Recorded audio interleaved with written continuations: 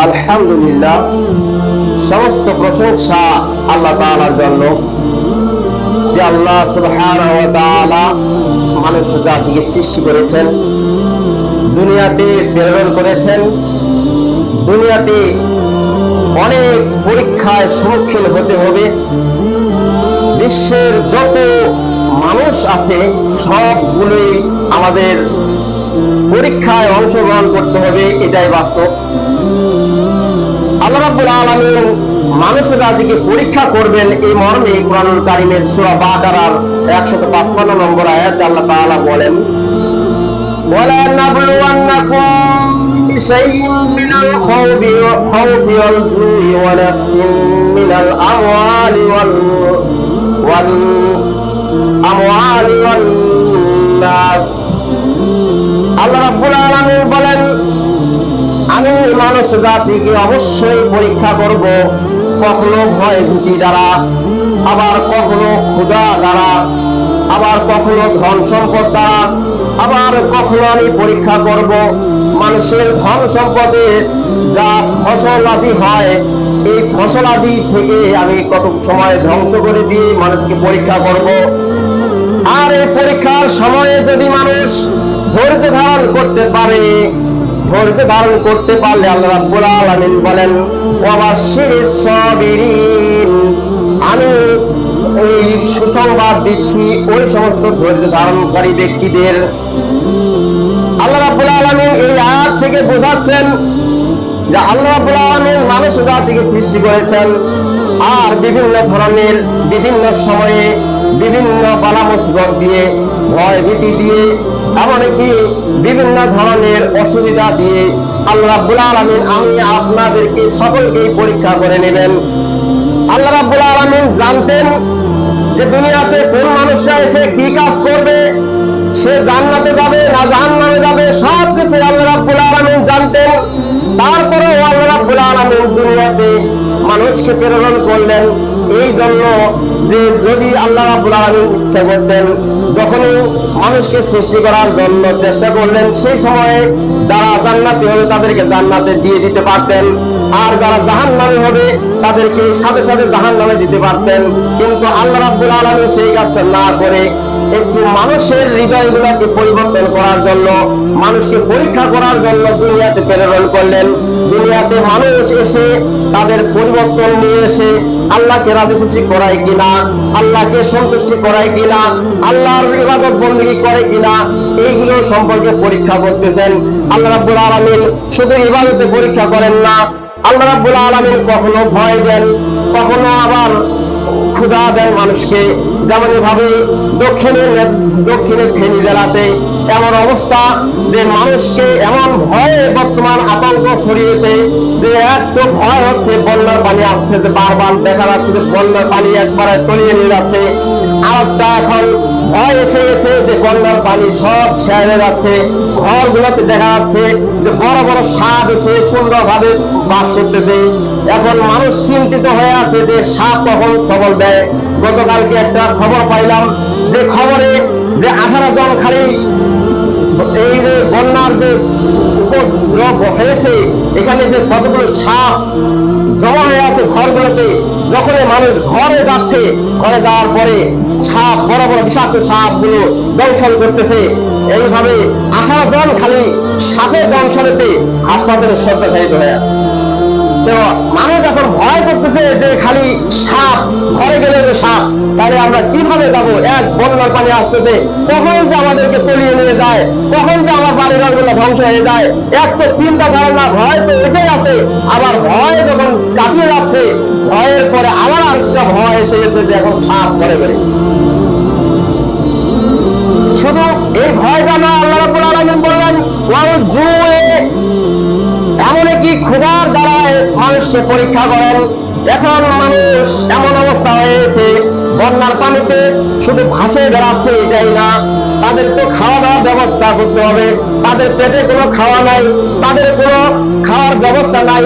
দূর দূরান্ত থেকে মানুষ যতটুকু তাদেরকে দিচ্ছে ততটুকু খেয়ে তারা জীবনযাপন করতেছে, কারণ তাদের ধন সম্পদ সবগুলো ধ্বংস হয়ে গেছে। তাদের ঘরে খাওয়ার কোনো বস্তু নেই, এই দূর থেকে মানুষ যারা যাচ্ছে এরাই কিছু টোপলা টোপলি দিচ্ছে, এই টোপলা গুলো নিয়ে কতটুকু খাচ্ছে, আরামায়েশ পাচ্ছে কিনা, তাদের পোশাক দিরাই, তাদের থাকার জায়গা ঠিক মতো নাই, তারা কি অবস্থা আছে, এটা একটা আল্লাহ পরীক্ষা। আল্লাহ রাব্বুল আলামিন মানুষদেরকে এইভাবে আস্তে আস্তে পর্যায়ক্রমে পরীক্ষা করেন। শুধু এই পরীক্ষা নয়, আবারও পরীক্ষা, যেমন যে মানুষের কত মানুষ চিন্তা করেছিল যে আমার ঘরে এতগুলো সম্পদ আছে, আমার ঘরে এতগুলো সম্পদ আছে, সে দক্ষিণের যে জেলাগুলো আছে, পানিতে ডোবা জেলাগুলো, এরা চিন্তা ভাবনা করেছিল যে আমার সম্পদ, অনেক সম্পদ আছে, এই সম্পদ গুলো আমি সারা জীবন বসে খাইতে পারবো। কিন্তু এমন একটা বন্যা এসে গেল, এই বন্যাটা এসে সমস্ত মানুষের সম্পদ গুলোকে একবার ধ্বংস করে দিয়েছে। এই সময় যদি কেউ ধৈর্য ধারণ না করে, আল্লাহ রাব্বুল আলামিন বলেন যে এই বিপদগুলোর সময় কেউ যদি ধৈর্য ধারণ করে, তাহলে তাদের জন্য ওয়াবাশশিরিস সাবিরিন, তাদের একটা সুসংবাদ, তারা এই ধ্বংসর কারণে তারা পরকালীন জগতে সুখ স্বাচ্ছন্দ্যে তারা থাকতে পারবে। সম্মানিত উপস্থিতি, শুধু আমরা মানুষ এই পরীক্ষায় না, আমরা সাধারণ মানুষ পরীক্ষা করি না, বড় বড় নবীগুলো যে এসেছিল, যারা পূর্বে নবী গত হয়ে গেছে, তারাও বিভিন্ন ধরনের পরীক্ষার সম্মুখীন হয়েছিলেন। যেমন ভাবে আমরা সাধারণ ছোটখাটো পরীক্ষা নিয়ে তাদের চিন্তা ধারণা থাকি, কিন্তু আল্লাহ পক্ষ থেকে যারা নবী এসেছেন তারা তো একবারে শক্তি, সামর্থ্য, সাহস নিয়ে এসেছিলেন, কিন্তু তারা এমন ভাবে পরীক্ষায় উত্তীর্ণ হয়েছিলেন, যেমন ভাবে ইব্রাহিম আলাইহিস সালাম, তিনি এমন যে তাকে অগ্নিকুণ্ডে, আগুনের মধ্যে নিক্ষিপ্ত করা হয়েছিল, সেটা একটা বড় ধরনের পরীক্ষা হয়েছিল। তারপর আল্লাহ রাব্বুল আলামিনের কাছে পরীক্ষায় তিনি পাশ করেছিলেন। ইব্রাহিম আলাইহিস সালামকে আবারও পরীক্ষা করা হয়েছিল, যেখানে যে 86 বছর বয়স পর্যন্ত তার কোনো ছেলে সন্তান হতো না, কিন্তু আল্লাহ রাব্বুল আলামিন 86 বছর বয়সে তাকে একটা সন্তান দান করলেন। সেই সন্তানটা যখনই 13 বছর কি 17 বছরের মধ্যে বয়সে উপনীত হয়ে গেল, তখনই আল্লাহর পক্ষ থেকে তার উপর বাণী চলে আসলো যে হে ইব্রাহিম, তোমার ছেলেকে কোরবানি করো। তখন আল্লাহর নবী তিনি তো জানতে পারতেন যে আল্লাহ তাআলা আমাকে পরীক্ষা করতেছেন। সেই সময়ও হযরত ইব্রাহিম আলাইহিস সালাম তার সন্তানকে জবাই করার জন্য তিনি চলে গেলেন। যখন জবাই করবেন, এই সময় আল্লাহর পক্ষ থেকে একটা উট এসে বা দুম্বা এসে কুরবানি হয়ে গেল। বলেন সুবহানাল্লাহ। সম্মানিত উপস্থিতি, তাহলে দেখা গেল যে নবীগুলো তারা বড় ধরনের পরীক্ষা উত্তীর্ণ হয়েছিলেন, যেগুলো আমরা সাধারণত পরীক্ষায় পড়ে যাই। এই পরীক্ষাগুলো পরীক্ষা না, এগুলো সাধারণ পরীক্ষা, বড় প্রশ্ন নয়। এগুলা প্রশ্নগুলো বড় ধরনের না, এগুলো ছোটখাটো প্রশ্ন। যেমন আমরা সংক্ষিপ্ত আকারে প্রশ্ন উত্তর দিয়ে থাকি, এগুলো সংক্ষিপ্ত প্রশ্নে, কিন্তু নবীদের যেগুলো পরীক্ষা এসেছিল, সেই পরীক্ষার যে প্রশ্নগুলো ছিল সেগুলো ছিল বড় প্রশ্ন, বড় ধরনের প্রশ্ন। সম্মানিত উপস্থিতি, শুধু ইব্রাহিম আলাইহিস সালাম নয়, তারপরে যে নবীরা এসেছিল, যেমন মুসা আলাইহিস সালাম, তাকে পরীক্ষা ফেলা দিয়েছিলেন যে যাও তুমি ফিরআউনের কাছে যায় দাওয়াত দাও, ইসলামের দাওয়াত। তিনিও পরীক্ষায় পড়ে গেলেন, তিনিও তার ভাইকে নিয়ে ফিরআউনের কাছে গেলেন ইসলামের দাওয়াত দিতে, কালিমার দাওয়াত দিতে। এমন ভাবে ফিরআউনের বংশধর নিয়ে তাকে তাড়াও করলেন যে সমুদ্র পাড়ি দিয়ে ইব্রাহিম মুসা আলাইহিস সালাম চলে গেলেন, আর ফিরআউনের বংশধর সব ডুবিয়ে তলিয়ে দিয়ে দিলেন। সম্মানিত উপস্থিতি, এখান থেকেও বোঝা যায় যে মুসা আলাইহিস সালামও পরীক্ষা করেছিলেন, ঈসা আলাইহিস সালাম তিনিও পরীক্ষা করেছিলেন। যেমন ভাবে যে বনি ইসরায়েলের যে কাফেরগুলো ছিল, এই কাফেরগুলো যখন ঈসা আলাইহিস সালাম কালিমার দাওয়াত দিতে যাইতেন, তখন কাফেরেরা ধাওয়া করতো, আর ঈসা আলাইহিস সালাম একটা বাড়ির ভিতরে ঢুকেছিলেন, চতুর্দিক দিয়ে কাফেররা করে ঘেরা দিয়ে আটকে রাখছিল যে ঈসা আলাইহিস সালাম এখানে ঢুকেছে, তাকে আমরা হত্যা করব, শুলে চড়াবো।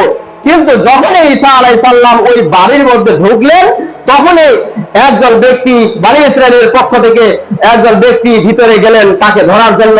যখনই গেলেন, তখনই আল্লাহ রাব্বুল আলামিন তার নবীকে, ঈসা আলাইহিস সালামকে চতুর্থ আসমানে তুলে নিয়ে নিলেন।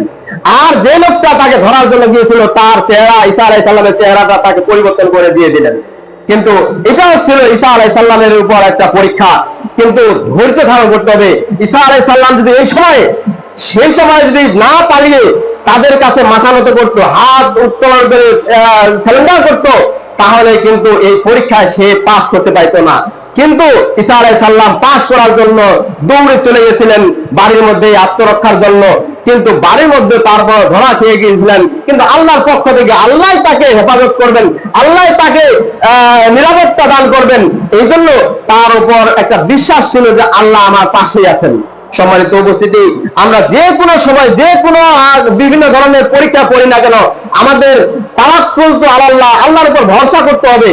হতাশ হওয়া যাবে না, চিন্তা করা যাবে না যে আমার উপর এত একটা কঠিন প্রশ্ন এসেছে, আমার পরীক্ষা এসেছে, আমি পরীক্ষা উত্তীর্ণ হব, বাকিটা আল্লাহ তাআলা ভালো জানেন। সম্মানিত উপস্থিতি, অনেক সময় ছেলে সন্তান দ্বারা পরীক্ষা করেন আল্লাহ রাব্বুল আলামিন। যে ছোট ছেলে সন্তান হাতে কোলে ধরে বেড়াচ্ছেন, হঠাৎ করে পুকুরে পড়ে তিনি মৃত্যুবরণ করেছেন। এই সময় তাকে ধৈর্য ধারণ করতে হবে, বা আমাকে আপনাকে ধৈর্য ধারণ করতে হবে। যদি আমরা সেখানে ধৈর্যের ধারণ করতে পারি, যদি আলহামদুলিল্লাহ পাঠ করতে পারি, ইন্না লিল্লাহি ওয়া ইন্না ইলাইহি রাজিউন এটা পাঠ করতে পারি, তাহলে আল্লাহ রাব্বুল আলামিনের পরীক্ষায় আমরা উত্তীর্ণ হতে পারবো, পাস করতে পারবো। কিন্তু আমরা যদি ওই যে সময় বিপদ এসে গেছে ওই সময় যদি আমরা গালিগালাজ শুরু করে দিই যে আল্লাহ আমাদেরকে দেখে না, আল্লাহ আমার উপর খালি বিপদ গুলো চাপায় দিয়েছে, আল্লাহ আমার কিছু মানে আমার উপর কোনো সহায় সম্বল কিছু দেয় না, আল্লাহ খালি আমার উপর বিপদ গুলো চাপায় দিল, অনেক সময় অনেক মন্তব্য করি, গালিগালাজ করি, মানে আবার অন্যান্য ভাষা আমরা কটাক্ষ করি, যেগুলো ভাষা মানে রাগের সময় বা বিপদের সময় এসে যায়, আমি আপনি এগুলো ব্যবহার করি, সেগুলো ব্যবহার থেকে আমাদের দূরে থাকতে হবে। সম্মানিত উপস্থিতি, তাই যে কোনো মুহূর্তে আমাদের পরীক্ষা এসে যেতে পারে, আমরা পরীক্ষায় অংশগ্রহণ করব। আল্লাহর পরীক্ষা, আল্লাহ তাআলা একদিকে যে পরীক্ষায় অংশগ্রহণ করাবেন, আরেক দিকে আল্লাহ তাআলা রক্ষা করবেন। এটা আমাদের ভরসা রাখতে হবে আল্লাহর উপর। সম্মানিত উপস্থিতি, তাই আল্লাহ রাব্বুল আলামিনের উপর আমরা আবারও প্রশংসা করি, সকলে বলে আলহামদুলিল্লাহ। দরুদ ও সালাম বর্ষিত রাসূলের প্রতি, যে রাসূল সাল্লাল্লাহু আলাইহি সাল্লাম বলেছেন যে শেষ জামানার মানুষ আমার উম্মত যে 5টা জিনিসের উপর খুব ভালোবাসবে, 5টা জিনিস, 5টা বস্তুকে তারা খুব ভালোবাসবে, পছন্দ করবে, আর 5টা জিনিসকে ভুলে যাবে, 5টা বস্তুকে ভুলে যাবে। তার মধ্যে একটা হচ্ছে এই শেষ জামানার মানুষ শুধু দুনিয়াটা নিয়ে চিন্তা করবে। এক নম্বরটা হচ্ছে সেই 5টা প্রশ্নের সম্মুখীন হবে, তার মধ্যে 5টার মধ্যে প্রথমটা হচ্ছে যে দুনিয়াটাকে সে ভালোবাসবে, পছন্দ করবে, কিন্তু আখিরাতটাকে সে ভুলে যাবে। বর্তমান দেখা যাচ্ছে যে আমরা দুনিয়াটা নিয়ে চিন্তা করি, খালি দুনিয়াটাতে কিভাবে কি করব না করবো, খালি এই চিন্তা ধারণা, কিন্তু আখিরাত বলতে, পরকাল বলতে একটা যে আমাদের জায়গা আছে, এই পরকাল সম্পর্কে আমরা কোনো ধারণা রাখি না, ভুলে গেছি। কোন মানুষ আমরা চিন্তা করি না যে আমি আজকে দুনিয়াতে বেঁচে আছি, আমি দুনিয়াতে গাছপালা, নদী নালা, বন জঙ্গল, যত বন্যা ঝর্ণা সবগুলো দেখতে পাচ্ছি, কিন্তু আমি আজকে যদি সন্ধ্যার সময় চলে যাই, ওপারে যদি চলে যাই, পরকালে আমার কি হবে, এটা সম্পর্কে কেউ চিন্তা ধারণা করি না। তাই আল্লাহ রাসূল সাল্লাল্লাহু আলাইহি ওয়াসাল্লাম বলেছেন যে মানুষ শেষ জামানায় এমন অবস্থা হবে, 5টা বস্তুকে খুব ভালোবাসবে। 5টা বস্তু, সেই ভালোবাসার প্রথম বস্তুটা হচ্ছে যে দুনিয়াটাকে মানুষ সেই ভালোবাসবে, দুনিয়াটাকে প্রাধান্য দিবে, দুনিয়াতে বলবে যে দুনিয়াটা আমার সব, পরকাল বলতে কিছু নেই, মানুষ এইটাই ভাববে। আর প্রথমবার আবার আরেকটা জিনিস ভুলে যাবে, সেটা হচ্ছে আখিরাত বলতে কিছু নেই, আখিরাতে কি হবে, হিসাব নিকাশ, পরবর্তী হিসাব। 2 নম্বর হচ্ছে আল্লাহর নবী বলেছেন শেষ জামানায় এমন একটা সময় এসে যাবে, মানুষ বাড়ি ঘর গুলোকে প্রাধান্য দিবে, বাড়ি ঘর গুলোকে পছন্দ করবে, আর কবর জগৎটাকে ভুলে যাবে। মানুষ বাড়ি ঘর গুলোকে পছন্দ করবে, বাড়িটাকে কিভাবে রং সজ্জা করবে, কিভাবে কোন জায়গায় টাইলস লাগাবে, কোন জায়গায় কারেন্টের বাতি লাগাবে, কোন জায়গায় ঘরটাতে এসি লাগাবে, কোন জায়গায় জানালা লাগাবে, কোন জায়গায় দরজা লাগাবে, কোন জায়গায় সিসি ক্যামেরা লাগাবে, মানুষ এই দুনিয়ার ঘরটাকে বেশি চিন্তা করবে। আর আরেকটা, এটাকে শুধু ভালোবাসবে, নিজের ঘরটা এটাকে ভালোবাসবে, আর পরকালে যে একটা কবর জগৎ আছে, এই কবরের যে জগৎটা আছে, এটা সম্পর্কে সে ভুলে যাবে। তাই বাস্তব আমরা দেখতে পাচ্ছি যে আসলে আমরা নিজের যে ঘর বাড়িগুলোকে সাজসজ্জা করার জন্য অনেক চেষ্টা করতেছি, কাঁচা ঘরে আছি, পাকা ঘর করার জন্য চেষ্টা করতেছি, কিন্তু এইটা চিন্তা করি না যে মরার পরে আমাকে মাটিতে শোয়ায় রাখবে, এই কবর জগৎটাতে যে আমাকে সহযোগ করা হবে, সেখানে আমি কি উত্তর দিতে পারবো? আমার এত ঘর বাড়ির সম্পদ থাকতে আমাকে আবার মাটির ভিতর রাখবে, এটা কি আমরা কোনোদিন চিন্তা করেছি? চিন্তা করি নাই। আল্লাহ রাসূল সাল্লাল্লাহু আলাইহি ওয়াসাল্লাম বলেছেন শেষ জামানায় আমার উম্মত পাঁচটা বস্তুর উপর খুব ভালোবাসা দেখাবে আর পাঁচটা বস্তু ভুলে যাবে। তার মধ্যে এক নম্বরটা হচ্ছে দুনিয়াটাকে প্রাধান্য দিবে, পছন্দ করবে, আখিরাতটাকে ভুলে যাবে। দুই নম্বর হচ্ছে নিজের ঘরটাকে, ঘর বাড়িগুলোকে বেশি পছন্দ করবে, প্রিয় মনে করবে, নিজের ঘর বাড়িটাকে চাকচিক্যময় করবে আর কবর জগৎটাকে সে ভুলে যাবে। তিন নম্বর হচ্ছে নিজের সম্পদটাকে সে প্রাধান্য দিবে। আমার সম্পদ, এত বিঘা সম্পত্তি আছে, এতটা বিল্ডিং আছে, এতটা আমার টাকা পয়সা আছে, সম্পদ খালি এইগুলো সম্পদ নিয়ে তারা চিন্তা করবে আর সম্পদের হিসাবটা ভুলে যাবে। সম্পদের হিসাব কতটুকু ব্যাংকে রাখছে আর কতটুকু জমিন আছে, সেই জমিনের কাগজ খাজনা দিছে কিনা এটা ভুলে যাবে। সেরকম দেখা যাচ্ছে তো যে মানুষের এমন সম্পদ হয়ে যাচ্ছে যে সম্পদটাই সম্পদ দেখে সে সুন্দর ভাবে চলতেছে, কিন্তু সম্পদের যে একটা হিসাব আছে এই হিসাবটা করেন। সাধারণভাবে আমরা সাধারণ মানুষ যে 1 বিঘা জমিনে আমরা 20 মণ ধান মারি, এই 20 মণ ধান মারার পরে আমাদেরকে 1 মণ ধান দিতে হবে জাকাত, সেটা আমরা হিসাব করি না। কারণ ওই ঢাকি দিয়ে উঠার পরে গোলা ভর্তি হয়ে গেল, কয় মণ হবে, মনে হয় 19 মণ। হিসাব করি না, সম্পদের আমরা হিসাব করি না, মাপতে যাই না, পাল্লা পাথর ব্যবহার করি না। কারণ পাল্লা পাথর ব্যবহার করলে তো আমাকে ধান বের করে দিতে হবে। আমরা তো এটা সম্পদের হিসাব করি না, মাল সম্পদ আমরা হিসাব করি না। সম্মানিত উপস্থিতি, তাই এই সম্পদকে সে পছন্দ করবে আর তার হিসাবটাকে সে ভুলে যাবে। মানুষ ভুলে যাচ্ছে। আমরা ওসর জাকাত এখন শুধু মুখে আসতেছে, ওসর জাকাত, কিন্তু ওসর জাকাত দিতে হবে এইটা আমরা মনের ভিতরে নিয়ে আসি না, ভুলে গেছি। যখন মসজিদ মাদ্রাসায় কালেকশন করা হয় তখন কিছু দেওয়া হয়, আনুমানিক 5 কেজি দিলাম, আনুমানিক দিলাম 10 কেজি, ওই 10 কেজি 5 কেজি এরকম করতে করতে করতে করতে ছেগায় দিল, শেষে ধানে শেষ হয়ে গেল। কিন্তু এইটা আমরা চিন্তা করি না যে এই যে আমার সম্পদটা এখানে আছে, বেহিসাবি আছে, আমরা যে হিসাব করলাম না, এই সম্পদটা তো সম্পূর্ণটাই হারাম হয়ে গেল।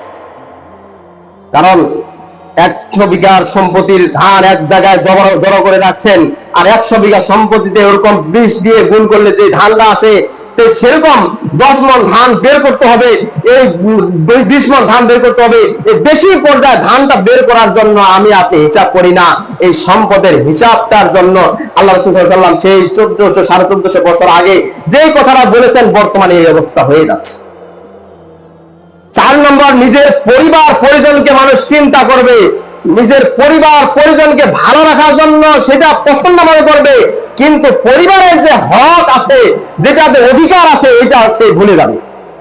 হচ্ছে তো এরকম যে মানুষ শুধু নিজের পরিবারটাকে চিন্তা করে। যখন একটা মেয়ে বিয়ে দেওয়া হয়ে গেল, মেয়ে বিয়ে দেওয়ার পর এই মেয়েটাতে তার বাপের কাছে কিছু সম্পদ পাবে, এই সম্পদটা দেওয়ার ভুলে গেছে, আমরা দেই না।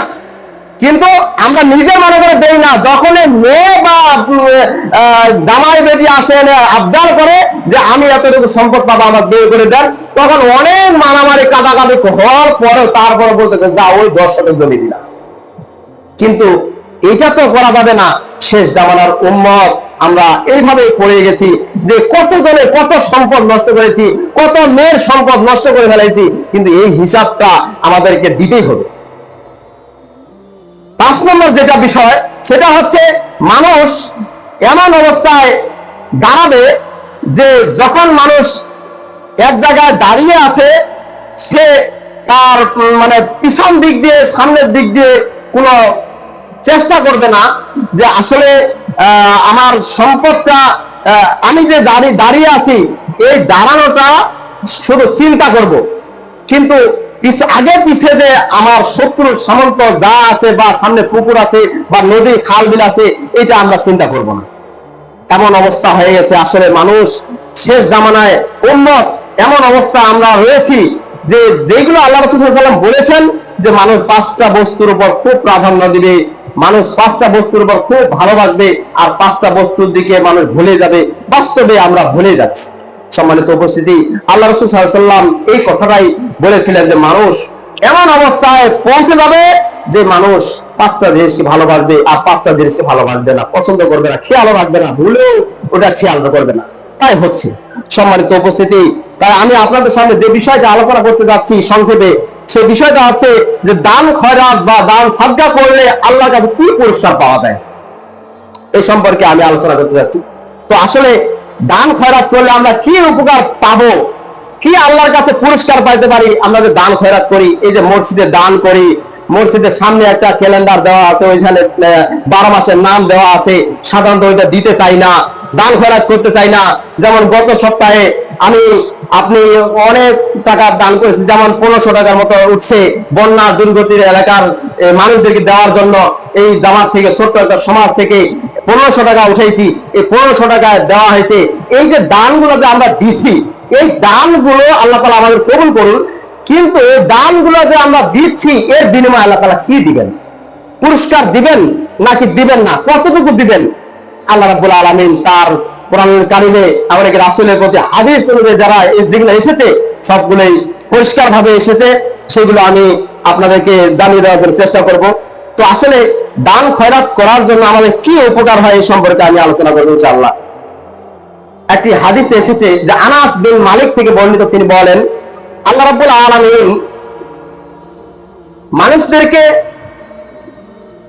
যে মানুষের সম্পর্কে আল্লাহ রাব্বুল আলামিন বলেন যে আল্লাযীনা ইউনফিকুনা ফিস সাররাই ওয়াদ দাররাই, যে মানুষ ওই সমস্ত মুমিনরাই দান করে যারা সচ্ছলতা অবস্থায় দান করে, আবার অসচ্ছলতা মানে সুখে থাকলেও দান করে আল্লাহর পথে, আবার দুঃখে থাকলেও মানুষ দান করে, তারাই তো মুমিন।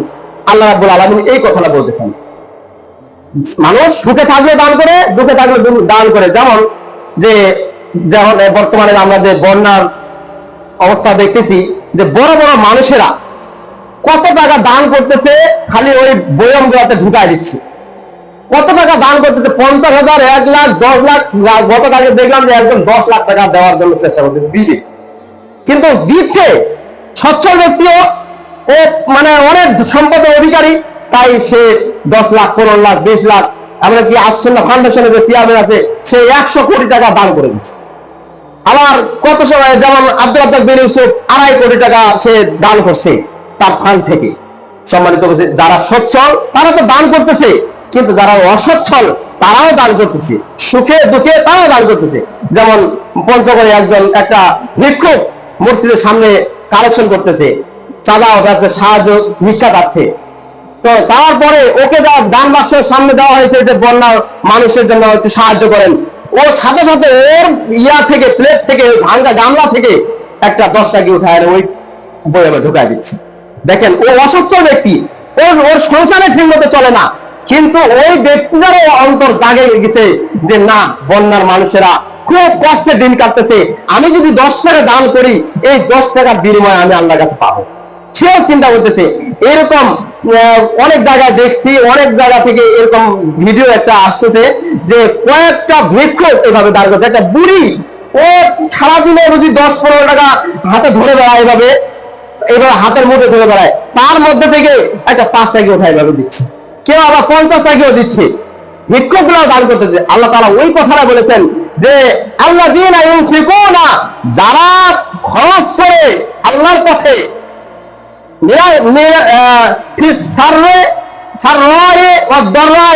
সচ্ছল অবস্থায় অসচ্ছল অবস্থায় দান করে।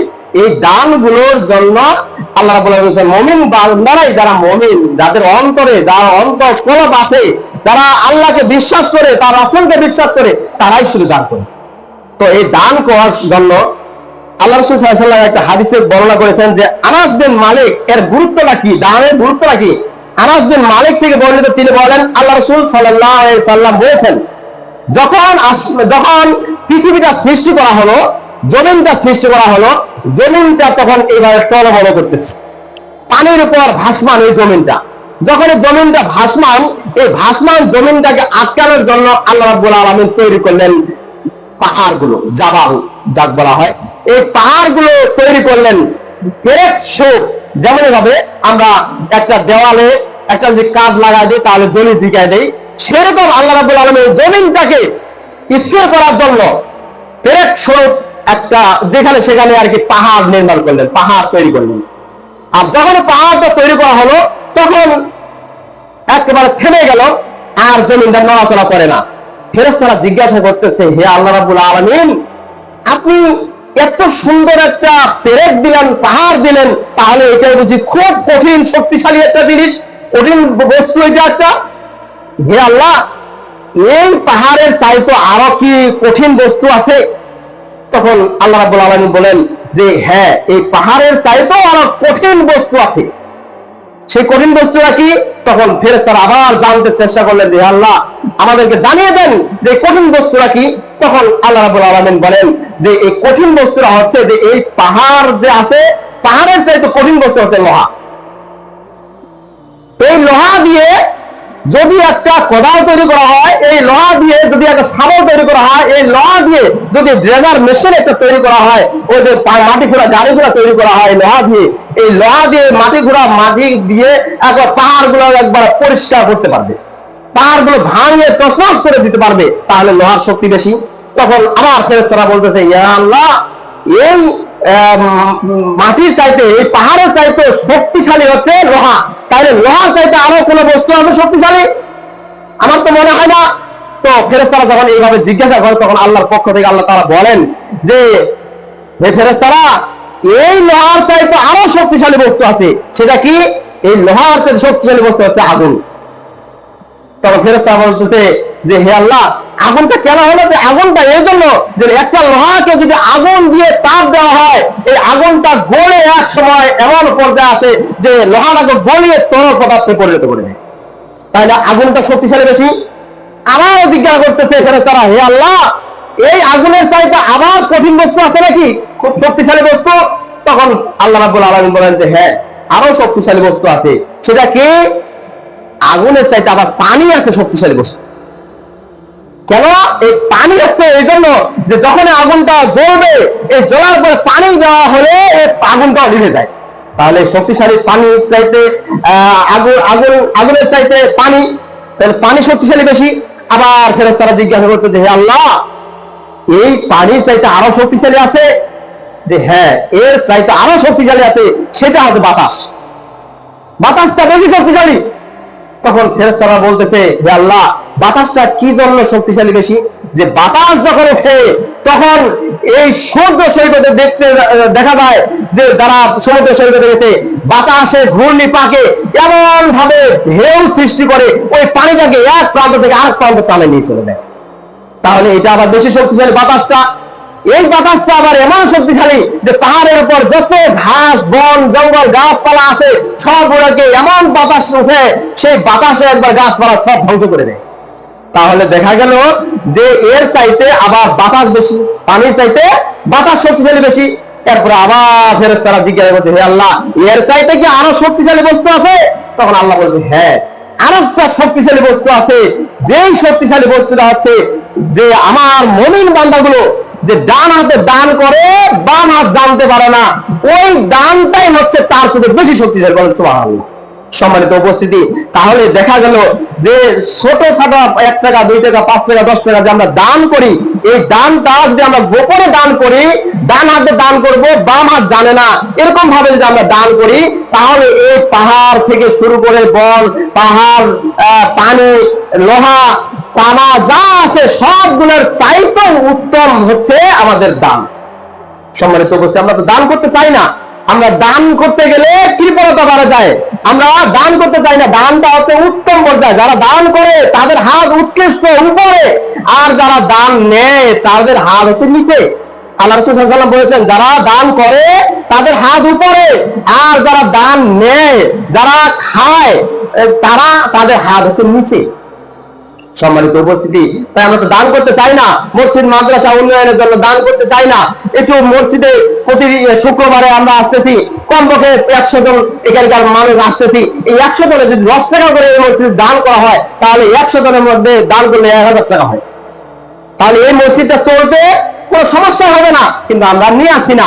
এমনিতে একটা দোকানে গেলে 5 টাকার একটা পান খাই, একটা সিগারেট খাই 5 টাকা, একটা চা খাই 5 টাকা, চলে গেলে তো 15 টাকা। কিন্তু মসজিদে যে আসতেছি, এই আসার সময় যদি একটা পকেটে খেয়াল করে 10 টাকা যদি দান করার জন্য, আল্লাহর ওয়াস্তে দান করার জন্য নিয়ে আসি, তাহলে মসজিদও চলবে, সমাজও চলবে, আমার সওয়াবের আমি ভাগীও হব, পরকালে আমি শান্তিও পাবো।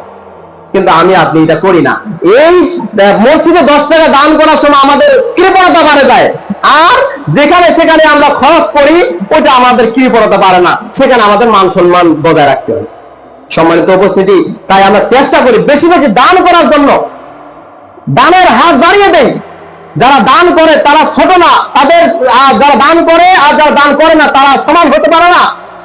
সম্মানিত উপস্থিতি, আমরা যারা মসজিদে এসেছি, যারা মা বোনেরা এসেছেন মসজিদে, তারা চেষ্টা করবেন প্রতি শুক্রবারে অন্ততপক্ষে 10টা টাকা নিয়ে আসার জন্য যে মসজিদে দান করব, আল্লাহর রাস্তে দান করব। এই দান করলে আমরা পুরস্কার পাবো, সেই সম্পর্কে আমি পয়েন্টগুলো আমি বলবো ইনশাআল্লাহ।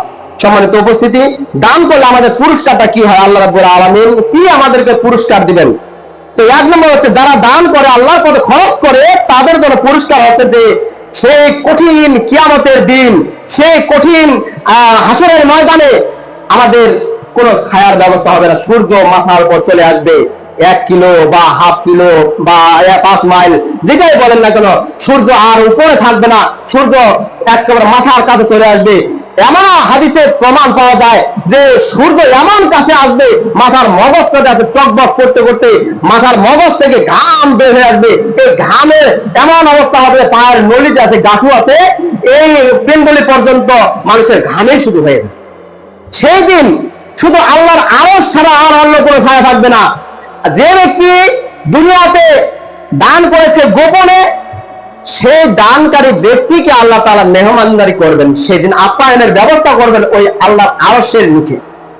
আল্লাহর আরশের নিচে ছায়া পাবে ওই ব্যক্তি যে দান করে গোপনে, এক হাতে দান করেছে, ডান হাতে দান করেছে, বাম হাত জানে না, ওই ব্যক্তি আল্লাহর আরশের নিচে ছায়া পাবে। এটা হচ্ছে পুরস্কার আল্লাহ রাব্বুল আলামিন পরকালীন জগতে। দুনিয়াতে আমরা দান করব, পরকালীন জগতে এইটা পুরস্কার পাবো যে আল্লাহর আরশের নিচে ছায়া পাবো। সেদিন আমরা যদি মেহমান হিসেবে থাকতে পারি, আর মেহমানদারি করাবে আল্লাহ রাব্বুল আলামিন, আর মেহমানদারকে কোনোদিন জাহান্নামে নিয়ে যাবেন না। সম্মানিত উপস্থিতি, মনে করতে হবে সেটা জান্নাত।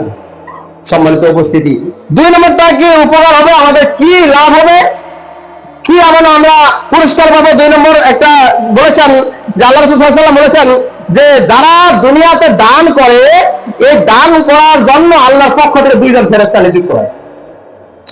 প্রতিদিনে মানুষের কাছে 2 জন ফেরেশতা নিযুক্ত হয়। যারা দান করে খালেস নিয়তে, অন্তরের মধ্যে পরিষ্কার রেখে সে দান করতে চায়, তার জন্য একজন ফেরেশতা বলে যে হে আল্লাহ, তোমার অমুক বান্দা দান করেছে, তার দানের বিনিময়ে তাকে দুনিয়াতে আরো সম্পদ বাড়িয়ে দাও, বলে সুবহানাল্লাহ। আর আরেকজন ফেরেশতা আসে, যারা কৃপণতা করে, ওই কৃপণতার কাছে আসে বলে যে দান যখন করে না, 10 টাকা দান করবে চায় না, 5 টাকা দান করবে চায় না, আল্লাহর পথে খরচ করবে চায় না, ওই বান্দার কাছে আসে। ফেরেশতারা বলে, আল্লাহর কাছে প্রার্থনা করে, আল্লাহ, তোমার এমন একটা বান্দার কাছে আমি আসছি, এই বান্দা তোমার পথে খরচ করে না, আল্লাহ তুমি তার যে সম্পদ দিয়েছো, তার কাছে যেটা সম্পদ আছে সেটা তুমি সংকীর্ণ করে দাও, কমিয়ে দাও, সে যাতে চলতে না পারে। সম্মানিত উপস্থিতি, দেখেন এই দান করলে আল্লাহর পক্ষ থেকে ফেরেশতা আসে আমাদের জন্য দোয়া করবে। আর যদি দান না করি, কৃপণতা করি, তাহলে আল্লাহর পক্ষ থেকে আমাদের কাছে ফেরেশতা আসে, আল্লাহর কাছে প্রার্থনা করবে, আল্লাহ তোমার ওই বান্দা দান করেনি, তার সম্পদটা কমিয়ে দাও। দেখবেন যে রিজিকের ব্যবস্থা, রহমতের ব্যবস্থা সব বন্ধ করে দিবেন আল্লাহ। সম্মানিত উপস্থিতি, তাহলে দান করলে আমাদের পুরস্কার কি? আমাদের জন্য ফেরেশতারা দোয়া করবেন। আমাদের জন্য যদি ফেরেশতারা দোয়া করেন, তাহলে অবশ্যই এর ফয়সালা, এর উপকার, এর পুরস্কার আমরা অবশ্যই পেয়ে যাব। 3 নম্বর যেটা দান করলে পাওয়া যায়, যে দান করলে বালা মুসিবত দূর হয়ে যায়। দুনিয়ার জীবনে আমরা অনেক সময় বালা মুসিবতে পড়ে যাই, অসুখ বেশিকে পড়ে যাই, কিন্তু আমরা এই 10 টাকা, 5 টাকা, এই 100 টাকা, 500 টাকা যে দান করি, এই দানগুলো ওসিলায় আমাদের যত দুনিয়াতে বালা মুসিবত আসবে, সবগুলো আল্লাহ রাব্বুল আলামিন এই বালা মুসিবত থেকে দূরে বা হেফাজত করবেন। 4 নম্বরটা আছে যে যদি আমরা দুনিয়ার জীবনে যারা আমরা দান করি, এই দান করা ব্যক্তির পুরস্কার কি? দুনিয়ার জীবনে আমরা যদি 1 টাকা দান করি, তাহলে এটাকে আল্লাহ রাব্বুল আলামিন 10 গুণ বাড়িয়ে দিবেন। হাদিস শরীফে এসেছে 10 গুণ থেকে 700 গুণ পর্যন্ত বাড়িয়ে দিবেন, হাদিসে যেটা এসেছে। সম্মানিত উপস্থিতি, তাহলে দান করলে, আমরা যদি 1 টাকা দান করি, তাহলে আমাদের সওয়াবের বিনিময়, সওয়াবের অঙ্কটা হবে যে 1 টাকার যেটা সওয়াব হয় সেটা 10 দিয়ে গুণ করলে, তাহলে 10 টাকা দান করলে যে সওয়াবটা হয়, সেই সওয়াবটা আমরা পেয়ে যাবো। দুনিয়ার জীবনে 1 টাকা দান করলে, 10 টাকা দান করলে সওয়াব যেটা পাওয়া যায় সেটা পাবো। যদি 100 টাকা দান করি, তাহলে এরকম 10 দিয়ে গুণ করলে যেটা পাওয়া যায় সেটা আমরা পেয়ে যাবো। কিন্তু আমরা যদি দান না করি তাহলে কি আমাদের অঙ্কটা কি বাড়ে যাবে? না, কমে আসবে। সম্মানিত উপস্থিতি, আমরা বেশি বেশি দান করি। এরপরে 5 নম্বর যেটা পয়েন্ট এসেছে, যারা আমরা দান করি, এই দান করলে আমাদের জন্য আল্লাহ রাব্বুল আলামিন পুরস্কার কি রেখেছেন, সেটা হচ্ছে পরকালীন জগতে আমাদের যে জাহান্নাম আমাদের জন্য তৈরি করে দেবে, জাহান্নামের আগুন থেকে আমাদেরকে হেফাজত করবেন, মানে জাহান্নামকে হারাম করে দেবেন আমাদের জন্য। সম্মানিত উপস্থিতি, আমরা যারা দান করি আমাদের জন্য জাহান্নামের আগুন হারাম করে দেওয়া হবে, আর যদি না করি তাহলে জাহান্নামটা আমাদের অবশ্যই দেওয়া হবে। সম্মানিত উপস্থিতি, এরপর 6 নম্বর পয়েন্টটা যেটা, যে আমরা যদি দান করি দুনিয়ার জীবনে, দানের হারটা বেশি করি, তাহলে আল্লাহ রাব্বুল আলামিন আমাদেরকে বন্ধু হিসাবে গ্রহণ করে নেবেন। বন্ধু হওয়া এত সহজ না। আল্লাহ বন্ধু হওয়া মানে কি এত সহজ না। আল্লাহর সাথে বন্ধুত্ব করতে গেলে অনেক কিছু পরীক্ষার সম্মুখীন হতে হয়। যেমন ইব্রাহিম আলাইহিস সালাম তিনি বন্ধু হয়েছেন, খলিল হয়েছেন আল্লাহর কাছে। হ্যাঁ, সেরকম আমি আপনি যদি আল্লাহর কাছে বন্ধু হতে যাই তাহলে আমাদেরকে বেশি বেশি দান করতে হবে। আর বেশি বেশি যদি আমরা দান করি, দান খয়রাত করি, সদকা করি, তাহলে আল্লাহ রাব্বুল আলামিন আমাদেরকে বন্ধু হিসেবে গ্রহণ করবেন। আর এটা মনে করবেন যে বন্ধু যদি আমরা আল্লাহ হয়ে যাই তাহলে আমাদের জাহান্নাম হারাম, জাহান্নাম আমার জন্য হবে না। কারণ কেউ চায় না যে আমার বন্ধু বিপদে পড়ুক, কেউ চায় না আমার একটা বন্ধু জাহান্নামে যাক, এটা আমরা চাই না। কেউ কোনো চায় না যে আমার একটা বন্ধু এসেছে বাড়িতে, তাকে আমি অসম্মান করি, এটা কেউ চায় না। সেরকম আল্লাহর বন্ধু হলে আল্লাহ তাআলা আমাদেরকে অসম্মান করবেন না। সম্মানিত উপস্থিতি, তারপর 7 নম্বর যে পয়েন্ট, সেটা হচ্ছে যদি আমরা দুনিয়াতে দান করি তাহলে আমাদের যত গুনাহ খাতা আছে দুনিয়ার জীবনে সবগুলো আল্লাহ তাআলা মিটিয়ে দিবেন। বলে সুবহানাল্লাহ। সম্মানিত উপস্থিতি, তাহলে দান করার আমরা পুরস্কার পেয়ে যাচ্ছি। দান করার জন্য আমরা দুনিয়াতে আল্লাহ রাসূল সাল্লাল্লাহু আলাইহি ওয়াসাল্লাম বলেছেন যে দান করলে এই পুরস্কার পাওয়া যাবে। তো পুরস্কারের কথাগুলো হাদিসে উল্লেখ করা হয়েছে যে যারা দান করে তাদের যত গুনাহ খাতা হয় দুনিয়ার জীবনে চলতে ফিরতে যা গুনাহ খাতা হয় সবগুলো আল্লাহ তাআলা মিটিয়ে দিবেন। 8 নম্বর পয়েন্ট আছে, যারা দান করি, এই দান করা ব্যক্তির জন্য জান্নাতে ঘর তৈরি করা হয়। আর ঘরটাকে যদি আপনি 1 টাকা দান করেন দুনিয়ার জীবনে, ওই 1 টাকার বিনিময়ে জান্নাতটাকে সুসজ্জিত করা হয়। জান্নাতে ঘরটাকে সুসজ্জিত করা হয়। আপনি 10 টাকা দান করবেন, ওই 10 টাকার বিনিময়ে জান্নাতে ওইটা ঘরটাকে সুসজ্জিত আর বেশি করবেন। আপনি 1 টাকা দান করবেন, এই দানটার বিনিময়ে আপনার জান্নাতে যে ঘরটা হবে সেই ঘরটা আলোকিত চাকচিক্যময় আবার বেশি করে ফুটিয়ে তুলবেন আল্লাহ রাব্বুল আলামিন। সম্মানিত উপস্থিতি, তাহলে আমরা দান করবো না কেন? আল্লাহর কাছে যদি আমরা পুরস্কার পেয়ে যাই তাহলে আমাদের দান করতে কৃপণতা কিসের? আমাদের অবশ্যই দান করতে হবে। 9 নম্বরটা আছে যে দান করলে আমরা মৃত্যুর পরেও আমাদের দুনিয়া থেকে সব যাইতে থাকে। আমরা সকলেই জানি যে মরার পরে মানুষের সমস্ত আমল বাতিল হয়ে যায়, আর কোনো আমল গ্রহণ করা হয় না। কিন্তু 3টা আমল আল্লাহর নিকটে গ্রহণযোগ্য হয়। সেই 3টা কি কি? যখন আল্লাহ রাসূল সাল্লাল্লাহু আলাইহি ওয়াসাল্লাম বলেছেন ইযা মাতাল ইনসানু ক্বাতা আনহু আমালুহু ইল্লা মিন সালাসিন, যে যখন মানুষ মৃত্যুবরণ করে মরে যায় তখন সমস্ত আমল তার ধ্বংস বন্ধ হয়ে যায়, আর আমল যায় না। ইল্লা মিন সালাসিন, কিন্তু 3টা আমল তার জন্য চলতেই থাকে। যতক্ষণ সেই মানুষগুলো দুনিয়ার জীবনে আমল করবে সেই আমলের বিনিময়ে সে কবরেও সেটা পেয়ে যাবে। সেটা কি? একটা সদকাতুন জারিয়া। যদি দুনিয়ার জীবনে আপনি সদকা করে যেতে পারেন, সদকা দান খয়রাত যেটাই হন, যে সদকা করবেন, এই সদকায়ে জারিয়া যদি করেন তাহলে মৃত্যুর পরেও আপনি পেয়ে যাবেন। সদকায়ে জারিয়া কোনটা? আপনি মসজিদে একটা ফ্যান নষ্ট হয়ে গেছে, আপনি ফ্যানটা ঠিক করে আনে দেন, আপনার এটা সদকায়ে জারিয়া। যতদিন ফ্যানটা ঘুরবে ততদিন আপনার সব, আপনি মরে গেলেও আপনি পেয়ে যাবেন। একটা ফ্যান বারান্দায় নেই, আপনি বারান্দায় একটা তৈরি করেন, একটা বারান্দায় একটা ফ্যান লাগার ব্যবস্থা করেন, ছোট ফ্যানটা আপনি ব্যবস্থা করে দেন। এই ফ্যানটা যতদিন মানুষ বাতাস খাবে, যতদিন মানুষ বাতাস খেয়ে ইবাদত বন্দী করবে শান্তি মতো, ততদিন হয়তো আপনি মৃত্যুবরণ করবেন। এই ফ্যানটা দিলেন, দেওয়ার পরে মৃত্যুবরণ করলেন, এই যতদিন ফ্যানটা ঘুরবে ততদিন সেই সদকায়ে জারিয়া যেতে থাকবে। আপনি সদকায়ে জারিয়া এটাও করতে পারেন যে রাস্তাঘাটে কত মানুষ যাচ্ছে, একটা জায়গায় একটা টিউবওয়েল নাই, আপনি টিউবওয়েলের একটা ব্যবস্থা করে দেন, যে রাস্তার সাইডে আমি একটা টিউবওয়েল দিলাম। এই টিউবওয়েলটা মানুষ যাবে, পানি পিপাসা লাগবে, এই সময় এই টিউবওয়েল থেকে মানুষ পানি খাবে। যতদিন ওই টিউবওয়েল ভালো থাকবে, যতদিন সেটাতে মানুষ পানি খাবে, ততদিন সে যদি মারা যায় তারপরেও ওই টিউবওয়েলের যে সবটুকু সে পেয়ে যাবে। এটা সদকায়ে জারিয়া। তো ভালো কাজের বিনিময়ে, আল্লাহর পথে ব্যয় করার বিনিময়ে আল্লাহ রাব্বুল আলামিন এটা সদকায়ে জারিয়া কবর পর্যন্ত পৌঁছায় দেন। দুই নম্বর আছে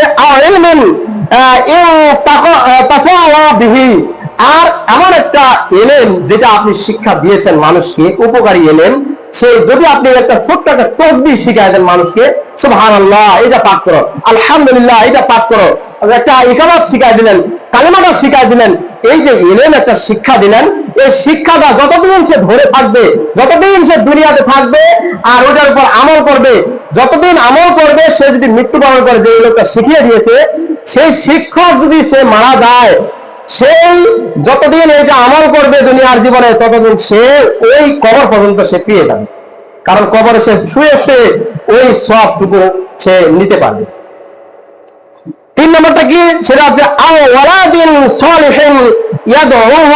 লাহু, সেটা কি, যে তিন নম্বরটা হচ্ছে ওই এমন একটা নেক সন্তান দুনিয়ার জীবনে রেখে যাবেন, নেককার সন্তান, যারা নামাজ পড়বে, যারা ইবাদত বন্দী করবে, আল্লাহকে ভয় করবে, আল্লাহর পথে থাকবে, আল্লাহকে রাজি খুশি করার জন্য চেষ্টা করবে, এই সমস্ত একটা বান্দা, এই সমস্ত একটা নেককার সন্তান আপনি যদি রেখে যান দুনিয়ার জীবনে, আর এই নেককার সন্তান যদি আপনার জন্য দোয়া করে, আপনি মৃত্যুবরণ করেছেন, এই নেককার সন্তান যদি আপনার জন্য দোয়া করে, হাত তুলে প্রার্থনা করে, গভীর রাত্রে তাহাজ্জুদ নামাজ পড়ে আপনার জন্য দোয়া করে, এই দোয়াটা আপনার কবরের পর্যন্ত পৌঁছে যাবে, আপনি কবরে শুয়ে শুয়ে সেই সওয়াবটুকু পেয়ে যাবেন। সম্মানিত উপস্থিতি, তাহলে এখান থেকে বোঝা যায় যে মানুষ দুনিয়ার জীবনে সদকায়ে জারিয়া করলে অথবা দান খয়রাত করলে তার আমল কবর পর্যন্ত পৌঁছে যায়, আমরা কবরে শুয়ে শুয়ে পাবো ইনশাআল্লাহ। 10 নম্বর পয়েন্ট আছে যে যারা ধন সম্পদ থেকে কিছু দান করে, খরচ করে, আল্লাহর পথে ব্যয় করে, আল্লাহ তাআলা তার সম্পদকে আবার বাড়িয়ে দেন। সম্পদের যতটুকু ধন সম্পদ হওয়ার কথা, যে আপনার একটা সম্পদ আছে, যে 2 বিঘা জমি আছে, আল্লাহ তাআলা এমন ভাবে ঘুরিয়ে পেঁচিয়ে আপনাকে এমন সম্পদ বাড়িয়ে দিবেন দান করার বিনিময়ে, যে সম্পদ আপনার কিছুদিনের মধ্যে আবার একটু বাড়ে গেছে, হয়তো 200-300 আপনি কিনতে পারতেছেন ওই সম্পদ দ্বারা। আপনার 1 বিঘা জমি আছে, এই 1 বিঘা জমিনের উপর আবাদ করে যে ফসলটা পাচ্ছেন, এই ফসলটা আল্লাহ রাব্বুল আলামিন যদি কোনো বালা মুসিবত না দেন, ওই ফসলটা বিক্রি করে আপনি 1 শতক জমি কিনতে পারতেছেন। তো আল্লাহ রাব্বুল আলামিন বলেন যে কেউ যদি দান করে, তার যে সম্পদে যে নিয়ামত আসে, যা আল্লাহর পক্ষ থেকে নিয়ামত আসে, এই নিয়ামতটা আল্লাহ রাব্বুল আলামিন আবার বাড়িয়ে দেন। সম্মানিত উপস্থিতি, 10টা পয়েন্ট বললাম যে আল্লাহ রাব্বুল আলামিন আমাদের জন্য পুরস্কারের ব্যবস্থা করেছেন শুধু দান করার বিনিময়ে। আমরা যদি দুনিয়ার জীবনে বেশি বেশি দান করি, এই দান করার বিনিময়ে আল্লাহ রাব্বুল আলামিন আমাদের জন্য পুরস্কার তৈরি করে রেখেছেন। আমরা শুধু পুরস্কারটা মারা যাওয়ার পরে আমরা পেয়ে যাব। আল্লাহ তাআলা আমাদেরকে বেশি বেশি দান করার জন্য তৌফিক দান করুন। সকলে বলে আল্লাহুম্মা আমিন। এই বলে আমার সংক্ষিপ্ত আলোচনা শেষ করবো। আখির দাওয়ানা আলহামদুলিল্লাহি রাব্বিল আলামিন।